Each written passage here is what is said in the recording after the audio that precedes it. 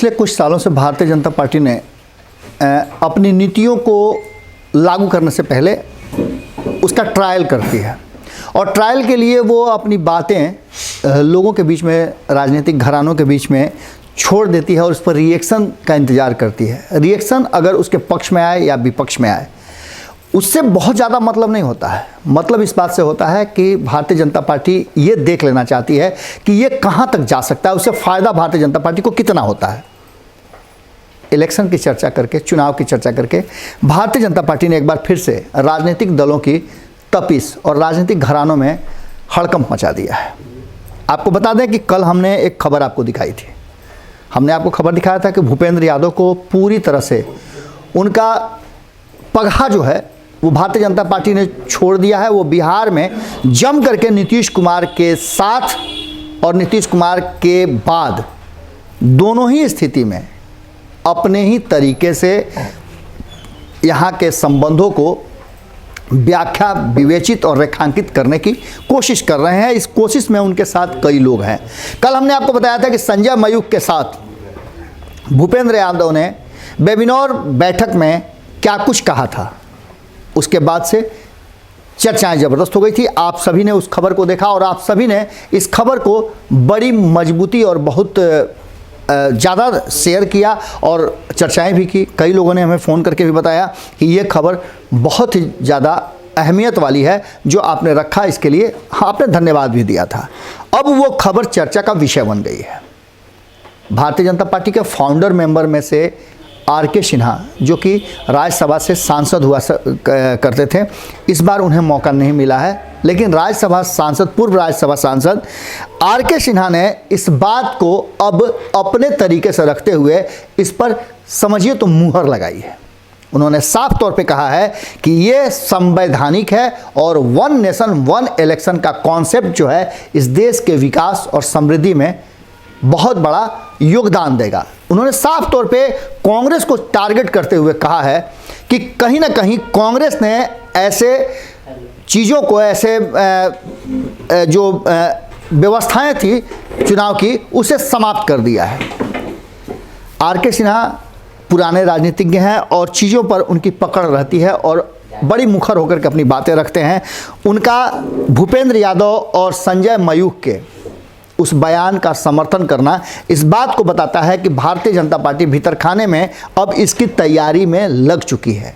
हमने आपको कल बताया था कि सदन की कार्रवाई शुरू नहीं हुई है क्योंकि किसान आंदोलन से सरकार डरी हुई है। भले ही कोरोना का नाम दिया जा रहा हो, लेकिन कोरोना में जब चुनाव हो सकते हैं, सब कुछ हो सकता है, तो सांसदों का जीवन ठीक है, बहुमूल्य है, अमूल्य है, उन्हें कुछ नहीं होना चाहिए। बाकी बिहार देश की जनता को कुछ भी हो जाए, लेकिन सांसदों को कुछ नहीं होना चाहिए। प्रधान सेवक ने कह भी दिया था कि मैं तो घर से बाहर नहीं निकलूंगा, आप भी मत निकलिए।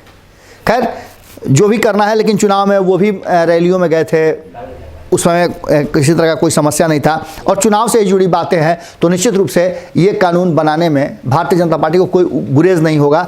और भारतीय जनता पार्टी अब अलग अलग राज्यों को नहीं, एक साथ पूरे देश पर अपना आधिपत्य जमाने की दिशा में आगे बढ़ गई है। अब इस पर क्षेत्रीय दलों का क्या होगा, और खास करके नीतीश कुमार जैसे क्षेत्रीय दल जो कि धीरे धीरे समाप्ति की तरफ जा रहे हैं।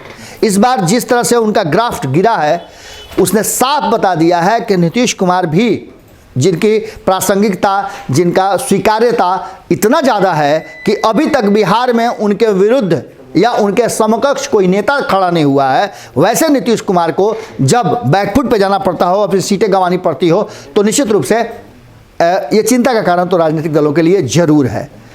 इन सब बातों को रखते हुए आर.के. सिन्हा ने हवाला दिया है कि यही व्यवस्था पहले आम चुनाव जो 4 हुए थे उसमें लागू थे आज़ादी के बाद से। उन्होंने कहा है कि 1952 में जो पहला चुनाव हुआ था, उसके बाद 1957, 1962 और 1967 में भी इसी तरह की व्यवस्था थी, वन नेशन वन इलेक्शन। इस व्यवस्था के तहत चुनाव संपन्न हुए थे। उन्होंने कहा कि 1967 में जब पंडित दीनदयाल उपाध्याय और डॉक्टर राम मनोहर लोहिया के प्रयास से जगह जगह संयुक्त विधायक दल की संविदा सरकारें बनी, तब कांग्रेस पार्टी ने इस पर अपना नया रवैया अपनाया और जब सभी राज्यों में संविदा सरकारें बन गई तो कांग्रेस, इंदिरा गांधी के नेतृत्व में कांग्रेसियों ने विरोधी सरकारों को गिराना शुरू कर दिया और उस पर वो ड्रामे शुरू कर दिए।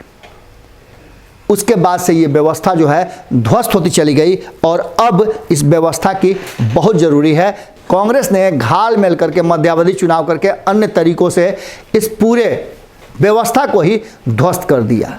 अब देखने वाली बात ये होगी कि जिस तरह से भारतीय जनता पार्टी आगे बढ़ रही है और इस पर लगातार अब बयान आने शुरू हो गए हैं, इस पर मंथन शुरू हो गया है, तो निश्चित रूप से क्षेत्रीय दल और देश की अन्य राजनीतिक दलों का क्या मंतव्य है वो बड़ा महत्वपूर्ण होता है। लेकिन उससे कोई अंतर तो पड़ना नहीं है, क्योंकि पूर्ण बहुमत की भारतीय जनता की पार्टी की सरकार है और अगर वो कानून बना देती है तो इस कानून को मानने के लिए सभी को बाध्य होना पड़ेगा। अगर ये संविधान में शामिल हो जाता है तो कैसा लगा जरूर बताइएगा, क्योंकि ये आपसे जुड़ा हुआ सवाल है, आपके संविधान से और इस देश के लोकतंत्र से जुड़ा हुआ सवाल है। ये सवाल आपके लिए अहम है और आपका विचार इस पर बहुत ज़रूरी है।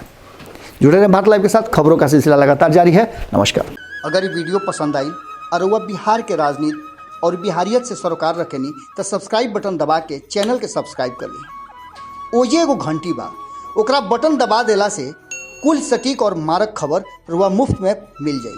अगर रुआ पत्रकारिता के हमनी के नया प्रयोग में सहयोग कर चाहतानी तो ज्वाइन बटन दबा दी।